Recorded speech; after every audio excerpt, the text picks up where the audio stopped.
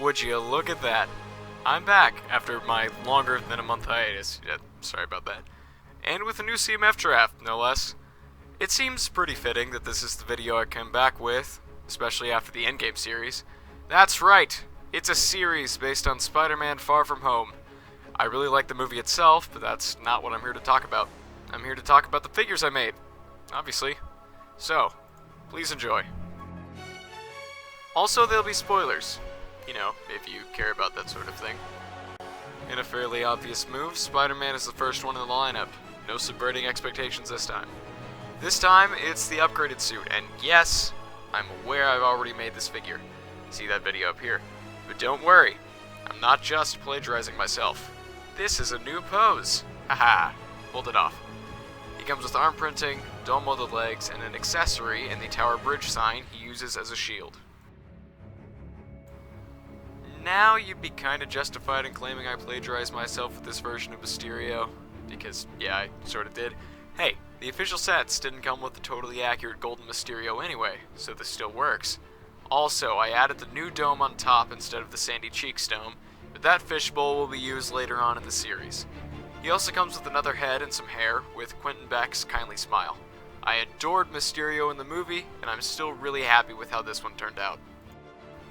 I'll be honest, I didn't love the MJ twist at the end of Homecoming, but MJ herself really grew on me in Far From Home. Her design here is different than in the Bridge set, more personalized I'd say. She comes with a new hairpiece, better representing her ponytail, a backpack, and a mace. She also comes with a dull-sided head, one with a condensed smile, and the other with an angry, drone-smashing face. Both faces I based on her official figure. Ned is the best, plain and simple. But this time it's not just Ned, it's formal Ned. Ooh. Yeah, anyway, I originally thought his suit was pink and white, but then I found the reference picture and had to change it to pinstripe and blue, which was indeed a hassle. Anyway, he comes with a laptop, mid-lengths, and a cheery face that, like MJ, was based on his official figure. Betty Brant was a standout character to me in Far From Home, which I did not expect. At all. She, like her former boyfriend, is dressed in her formal opera attire. She has mid-legs, a printed skirt, a new hairpiece with hairband, and some brick-built opera glasses. I really like the MCU interpretation of Flash Thompson, so he was a fun figure to draw. He has Han Solo's hair in black, a polka-dotted shirt, yes, I polka-dotted every single polka dot by hand, you're welcome, and mid-legs. His accessory is his phone, with which he can livestream the events of the field trip. One of the more boring figures in here is Brad, but he deserves it, because Brad is awful. He has Superman hair, a hoodie, and dome-molded limbs, and the most interesting part of his figure is his accessory, the brick-built, accurately colored Stark drone. Sure, it might exceed the part count, but hey, we need something in here to kill Brad with. I've noticed that Peter Parker has some of the worst luck in the entire MCU. It's this bad luck that lands him in a Dutch prison cell, with a Dutch soccer jersey to wear, all after being hit by a train, thus European Peter. A fun challenge was adding the existing printing from the stealth suit figure to the legs, while printing over with the orange jersey. He has a doll-molded face, one indignant and the other beaten to a pulp after being hit by a train. I like trains. His accessory is the black dahlia necklace he gives to MJ, printed on a metal piece. The long-suffering teacher, Mr. Harrington, is next.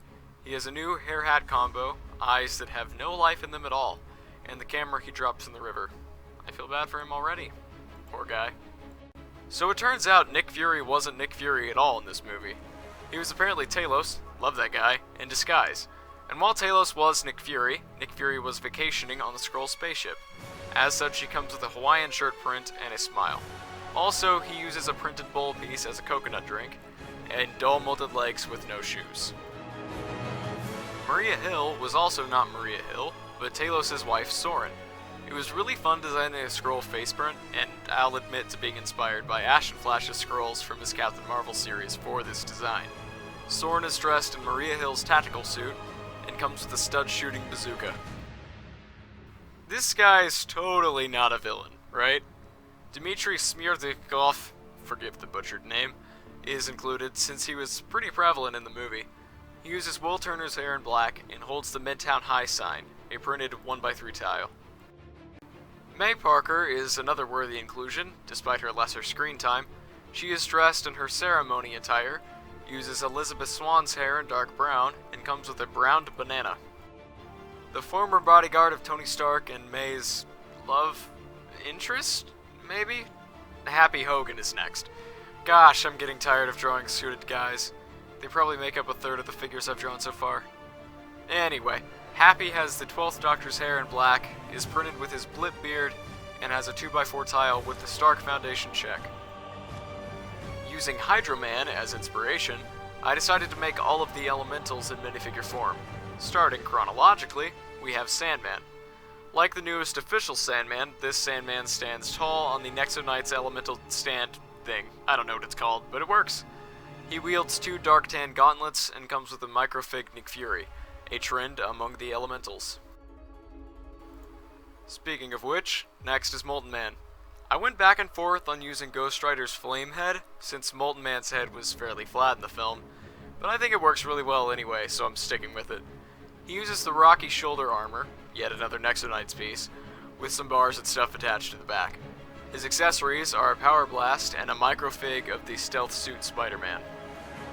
Mysterio's illusions were terrifying, and none more so than the undead Iron Man trick. Or, as I like to call him, Zombiron Man. Anyway, interestingly, the Iron Man armor used for the Zombiron Man was the Mark 48 from Homecoming. So I used the printing from that figure and scuffed it up a good deal, with holes and scrapes aplenty. This figure uses the Wasp helmet, heresy, I know, but with printing featuring a Lego skull peeking through. He comes with the Power Blast. All in all, I'm really happy with how this one turned out. The last elemental is the Heme Elemental Fusion? That's what you're sticking with? Why not something cool like Whirlwind or Vertigo or something? Huh. Anyway, Fusion here has some pretty intricate printing, with a lot of rocks, winds, lavas, and lightnings.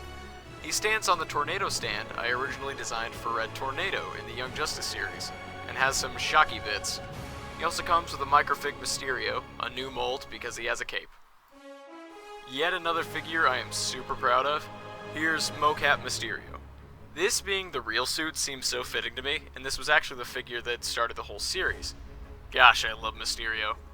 He has intricate printing on the chest and torso, and comes with a pistol, and, as I alluded to before, the Sandy Cheeks dome for his heads-up display.